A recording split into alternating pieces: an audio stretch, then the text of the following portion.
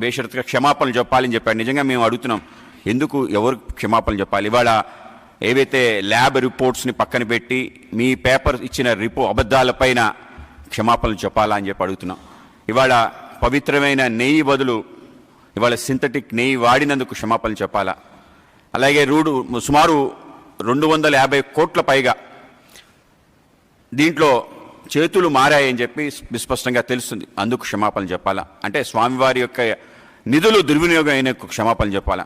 సుమారు 58 లక్షల కేజీల యొక్క నెయ్యి దీనికి వాడినట్టు, ఎవరైతే నిబంధనలు లేకుండా అక్రమ మార్గంలో నెయ్యిని కూడా చేయలేని యొక్క వ్యవస్థలు కలిగిన వ్యక్తుల ద్వారా వాళ్ళ యొక్క సంస్థల ద్వారా తెచ్చిన నెయ్యికి సంబంధించి చెప్పాలా? అలాగే అన్య మతస్థుల్ని పెద్ద ఎత్తున చైర్మన్లుగా, మెంబర్లుగా, అనేక రకాల ఉద్యోగస్తులుగా పెట్టి పవిత్రతను భంగం కలిగించి అనేక రకాల ఉద్దాంతాలు జరిగినందుక అని చెప్పి మేము ప్రశ్నిస్తున్నాం. ఇవాళ కూటమి నేతృత్వంలో ఏవైతే గతంలో జరిగిన ఈ యొక్క అపవిత్ర కార్యక్రమాలన్నింటినీ తప్పనిసరిగా ప్రక్షాళన చేయాలని చెప్పి ప్రక్షాళన చేసి ఆ పవిత్రతని మళ్ళీ పునర్నిర్మించి ఆ విధంగా ఆ వైభవాన్ని ముందుకు తీసుకెళ్లే పెద్ద ప్రయత్నం జరుగుతుంది.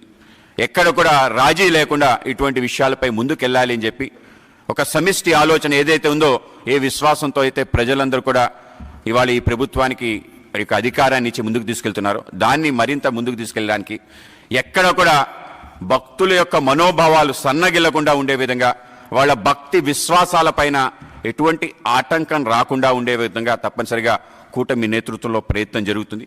అలాగే ఏ ప్రయత్నం ద్వారా భగ్నం చేయాలనుకున్నా ఇది మరీ పునరావృతం కాకుండా నిబంధనలు కఠినంగా పెట్టి స్వామివారి సంబంధించిన కైంకర్యాలు, సేవలు, అలాగే ముఖ్యంగా ఈ యొక్క ప్రసాదాలు ఏవైతే దిట్టం అంటారో సుమారు 100,000 సంవత్సరాల క్రితం రాయటం జరిగింది. అది గ్రంథస్థం కూడా చేయటంది. బ్రిటిష్ సమయంలో కూడా వాటికి సంబంధించి ఎంత దేనికి వాడాలి అని చెప్పి పోర్టులో ఏ దిట్టాన్ని ఏ విధంగా ప్రసాదాలు ఏ విధంగా తయారు చేయాలి, వాటిని తూచా తప్పకుండా ఆ యొక్క సేకరణ చేసి వాటిని ఆ విధంగా ఇచ్చే ప్రయత్నం తప్పనిసరిగా కూటమి ఆధ్వర్యంలో చేస్తాం. అలాగే కేవలం ఈ దేవాలయం అన్ని దేవాలయ యొక్క పవిత్రతను కాపాడే విధంగా, అలాగే హైందవ మనోభావాలు ఎక్కడ కూడా గాయం పడకుండా ఉండే విధంగా ప్రయత్నం చేసి ముందుకు తీసుకెళ్తాం.